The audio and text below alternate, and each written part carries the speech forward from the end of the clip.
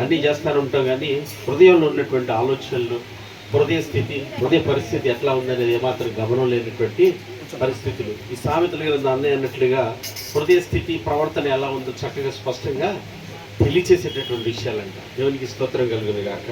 ఎంత కృప చూపిస్తే మనకి ఇలాంటి విషయాలు మన బయట బయలుపరచబడతాయో. నిజంగా పైకి ఎలా మాట్లాడుతుంటాం మన హృదయాలు అయితే ఒకటి ఉంటుంది, బయటికి ఏదైనా అడిగితే ఏంటమ్మా అంటే జరిగేది ఒకటి, చెప్పేది ఒకటి. అసలు ఎంత బాధతో చెప్తారు, అసలు ఎంత కష్టపడుతున్నామో తెలుసు అన్నట్టుగా. ఏంటమ్మా చర్చికి రాలేదంటే అన్న ఎన్ని బాధలు అన్నా, ఎన్ని కష్టాలు అన్నా. ఇక వాళ్ళ చర్చికి రామంటా కూడా ఏమనాలో తెలియనటువంటి, మరి పలకరిద్దామన్నా కూడా భయం అవుతుంది. కొంతమందిని ఫోన్ చేసి అమ్మ ఏంటని అడుగుదామన్నా కూడా భయం. వాళ్ళతో ఏం చెప్తారో తెలియదు. మరి మనకేం చెప్తారో అందరికీ చెప్తారో మనకేం అర్థం కానటువంటి పరిస్థితి. పైన పెదవులతో కాదు, కానీ దేవుడి కృప అన్నీ చెప్పిన ఏంటంటే వివేచన అనేది ఒకటి ఉంటుంది. టక్కుమని నువ్వు చెప్పంగానే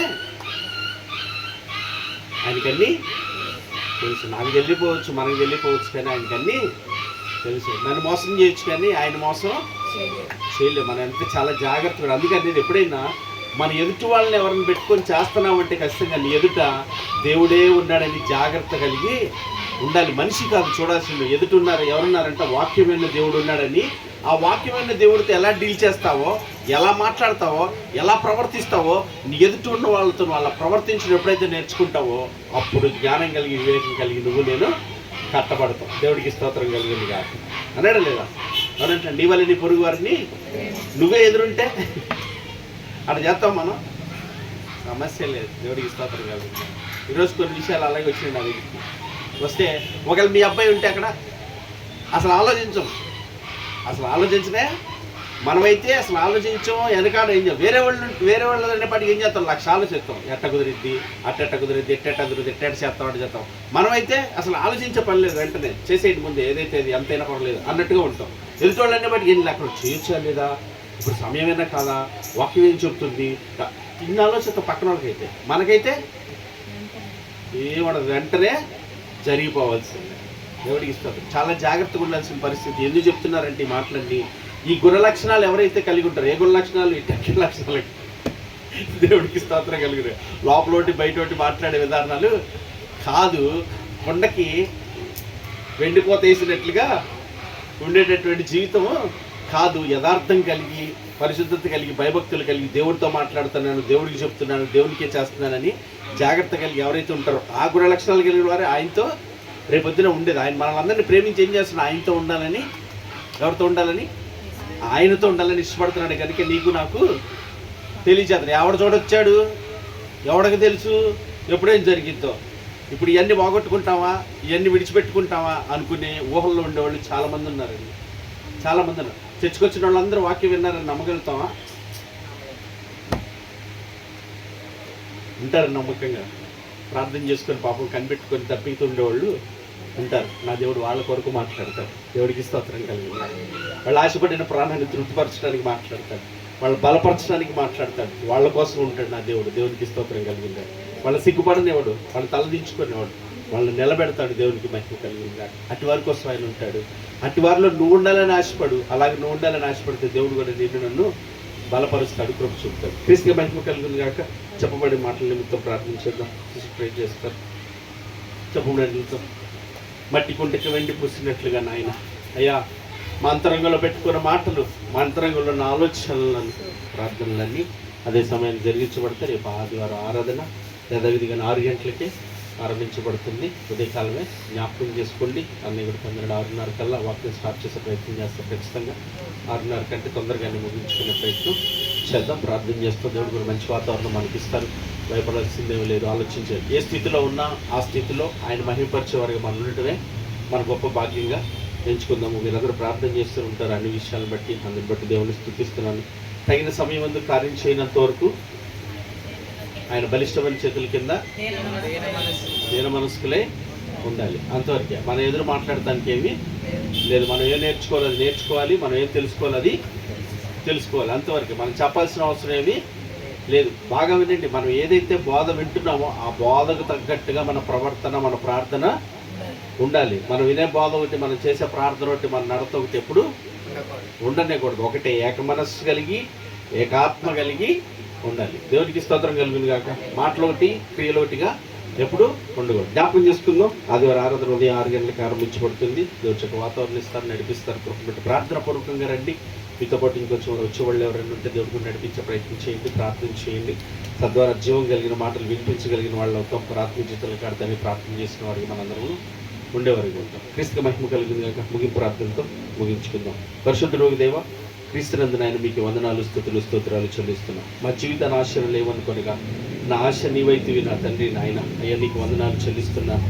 అయ్యా నాకు అసాధ్యములు మాకు అసాధ్యములే, నీకు సమస్తమును సాధ్యమే. మాట ఇచ్చిన దేవుడు నమ్మదగిన దేవునిగా, అయ్యా చేటుకు శక్తి కలిగిన వాడుగా తండ్రి, మారనేవాడిగా మార్పు లేనివాడిగా మా మధ్యన సంచరిస్తూ అయ్యా మాతో ఉంటూ నిత్యం అనుక్షణం బలపరుస్తూ నువ్వు చూపుతున్న కృపకి చేసిన మేలుకి సహాయం అంతటిని బట్టి క్రీస్తునందు కృతజ్ఞతాస్తుతులు మీకు చెల్లిస్తూ మేము ఎలాగ ఉండాలని మీరు ఇష్టపడుతున్నారో మీ హృదయాన్ని తెరిచి మీ మాటను మాకు తెలియచేస్తూ ఇస్తున్నారు నా తండ్రి నాయన. మట్టి కొండకు వెండిపోత పోసినట్లుగా పై మెరుపులతో పైకి భక్తి గల వారికి ఉంటే శక్తి లేని వారిగా కాక నా తండ్రి నాయన, భక్తిని అనుసరించి నడిచేవారిగా క్రియారూపంగా నిన్ను మహిమపరిచేవారిగా మేము ఉన్నట్లుగా మాకు సహాయం చేయమని ప్రార్థన చేస్తున్నాను నా తండ్రి నాయన. ఇక మా మాటలు పైకి తేనె వంటిగా నాయన, పలకరింపుల్లోనూ పెదాలపైన ఉన్న మాటలే ఉంటాయి, కానీ అంతరంగంలోనైనా భయంకరమైన ఆలోచనలు, అంతరంగంలో కపటము చూసుకొని ఉన్నాను నా తండ్రి నాయన. అటు నాయన వేషధారణతో నటనతో మాట్లాడే మాటలు మేము ఎప్పుడు మాట్లాడుకోకుండా యథార్థ ప్రవర్తనగా ఉన్నది ఉన్నట్లుగా మాట్లాడదాన్ని, నీ మాట అవునంటే అవును, కాదంటే కాదన్నా నా తండ్రి నాయన. అటు వారిగా మేము ఉండాలని నువ్వు ప్రేమించి మాకు హెచ్చరిస్తుండగా విన్న బిడ్డలందరూ మేమందరూ అటు ప్రవర్తన కలిగి ఉండటానికి నీ కృపని ఆశ్రయిస్తున్నాము. నీ పాదాలు చెంత పెడుతున్నాయన. ఏ మాటనైనా ఊరకనే పోనివ్వని, నిశ్చయంగా అది కార్యం చేస్తుందని వెనుదిరగనీయకుండా మా అందునైనా స్థిరపరుస్తుందని నమ్మి మీ పాదాలు చెంత పెడుతూ ఉండగా అటు యథార్థ ప్రవర్తన కలిగిన తండ్రి, ఉన్నది ఉన్నట్టుగా మాట్లాడేవాళ్ళగా అయ్యా హృదయంలో నీ ప్రేమను నింపుకున్న తండ్రి నాయన, అటు ప్రేమ కలిగి మా పొరుగువారి విషయంలో, ప్రేమించే విషయంలో, సహాయపడే విషయంలో, ఏ విషయంలోనూ వెనుదీయక నా తండ్రి నాయన, నీకే చేస్తున్నామని, నీకు మాత్రమే చేస్తున్నామని జ్ఞానము కలిగిన ఆయన, నీవే మా ఎదుట నిలిచి ఉన్నావని వివేచన కలిగి ఉండటానికి సహాయం చేయండి నాయన. ఎవరేం చెప్తే అది వినుట కాదు కానీ నా తండ్రి, వివేకము కావాలి, వివేచన కావాలి. ఏ స్థితిలో ఉన్నారు, ఏ పరిస్థితిలో ఉన్నారు, ఎందుకు మాట్లాడుతున్నారు, దేనికి తెలుసుకొని వారి కొరకు ప్రార్థించేవారిగా, ఈ వాక్యానుసారంగా ప్రేమించే వారికి తెలియచేసే పిల్లలుగా మేమందరం ఉండున్నట్లుగా మమ్మల్ని బలపరచండి. ఏదైతే గుంట తవ్వుకున్నానో ఆ గుంటలో మేమే పడతా ఉంటున్నారు నా తండ్రి నాయన. ఏదైతే రాయి పొర్లించారో ఆ రాయి మీ మీదకే వస్తుంది అంటున్నారు నాయన. అయ్యా నా తండ్రి నాయన, వారి క్రియలకు తగిన ప్రతిఫలం ఇస్తానంటున్నారు. మంచిదైనా సరే, చెడ్డదైనా సరే నా తండ్రి నాయన, తెలుసుకొని జాగ్రత్త కలిగి భయభక్తులు నీ మాటకి విధేయులు నడుచుకునే కృపాభాగ్యం మా అందరికీ దయచేయండి. కూడి వచ్చిన కుటుంబాలను బట్టి స్తోత్రాలు. వారి కుటుంబాల్లో ఉన్న స్థితిగతులు, పరిస్థితులు, అవసరతలు, ఇబ్బందులు అన్నీ ఎరిగిన దేవుడు నాయన. ఇగో ఆయన మీతో చెప్పింది చేయండి అంటున్నారు నా తండ్రి నాయన. ఏదైతే మీరు ఎలాగ ఉంటామంటున్నారు దాని మీద మనసు పెట్టి దాని కొరకు ప్రార్థించేవారిగా, దాని కొరకు నా తండ్రి నాయన జీవించేవారిగా బిడ్డలను బలపరచండి, ధైర్యపరచండి, నడిపించండి. నీతి రాజ్యాలను వెతికేవారిగా నాయన మొదట, ఆ తర్వాత మాకు అవన్నీ ఇస్తానన్నా, ఏది కొదవచ్చు నా తండ్రి, మాకేం కావాలో నీకు తెలుసు నా తండ్రి నాయన. వాటిని సమృద్ధిగా ఇచ్చే దేవుడు అని తెలుసుకొని జ్ఞానం కలిగి నీ మాటకి విధేయులై నడుచుకునే భాగ్యం మా అందరికీ దయచేయమని, కుటుంబాల రక్షణను, సమాధానం, శాంతి, నెమ్మదిని దయచేయండి నాయన. అయ్యా మీ కృపలో బలపరచండి నా తండ్రి నాయన. నీ మందిరానికి నీ బిడ్డలు నాయన కుటుంబాలుగా వచ్చినట్లుగా ప్రతి కుటుంబాన్ని బలపరిచి నడిపించండి నా తండ్రి నాయన. ఇక ప్రాంత ప్రజలను కనికరించండి నాయన. నీ ముఖకాంతిని ప్రకాశింపచేయండి, వారికి ఉన్న బంధకాల నుంచి విడిపించండి.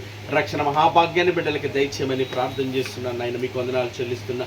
వాక్యమిత్రుని దాసుని కుటుంబాన్ని బట్టి కూడా వందనాలు నాయన.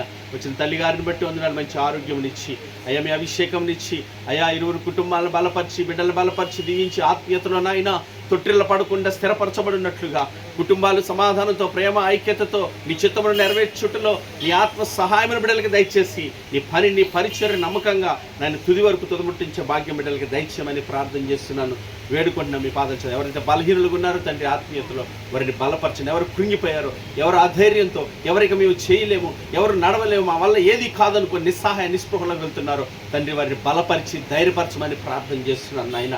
వారిని చేపట్టి నడిపించమని ప్రార్థన చేస్తున్నాను. ఎవరు విశ్వాసంలో వెనుదిరగనక గురువైపుకే సాగిపోయినట్లు వారందరినీ నడిపించమని ప్రార్థన చేస్తున్నాను, బలపరచమని ప్రార్థన చేస్తున్నాను. నీ పాదాలు చెంత పెడుతున్నాను తండ్రి నాయన. సమస్త విషయాల్లో మీరే తోడు నడిపించమని, మా ముందున్నటువంటి నాయన జరగవలసిన ఆరాధన కూడికలన్నీ కూడా మీ నామానికి మహిమకరంగా మీరుండి జరిగించిన ఆయన మీ ప్రజలను మీ ఆత్మలో దీవించి ఆశీర్వదించి వర్ధిల్ల చేయమని మీ సమాధానము సన్నిధిని కోరుకుంటూ మీ పాదాలు చెంత పెడుతూ మరొకసారి మీ సన్నిధికి వచ్చినప్పుడు వాక్యానుసారంగా జీవించి నీ నామానికి మహిమకరంగా నేను సంతోషపెట్టే బిడ్డలుగా ఉండుటకు నాయన మీ కృపని, మీ ఆత్మ సహాయాన్ని కోరుకుంటూ మీ పాదాలు చెంత కృతజ్ఞత కృతజ్ఞతాస్తుతులు మీకు ఇచ్చిన మంచి వాతావరణాన్ని బట్టి, సమయాన్ని బట్టి, స్థలాన్ని బట్టి, సహాయాన్ని బట్టి, సహకారాన్ని అంతటిని బట్టి క్రీస్తునందు కృతజ్ఞతాస్తుతులు చెల్లిస్తూ యేసుక్రీస్తు శ్రేష్టమైన ప్రార్థించి వేడుకొనిచున్నాము పరమ తండ్రి. మేము పరలోకమందున్న మా తండ్రి, నామం పరిశుద్ధపరచబడును గాక, మీ రాజ్యం మాకు వచ్చును గాక, మీ చిత్తం పరలోకమందు నెరవేర్చున్నట్లు భూమి యందు నెరవేరును గాక. మాకు కావలసిన దినాహారం నేడు మీరు మాకు దయచేయ మా తండ్రి. బయట అపరాధం చేసిన వారిని మీరు క్షమించలాగును మా అపరాధాలకు క్షమించండి. మన శోధనలోనికి తేక కీడుల నుంచి తప్పించండి. ఎందుకంటే రాజ్యము, బలము, శక్తి, మహిమ నిరంతరము నీవే ఉన్నావు తండ్రి.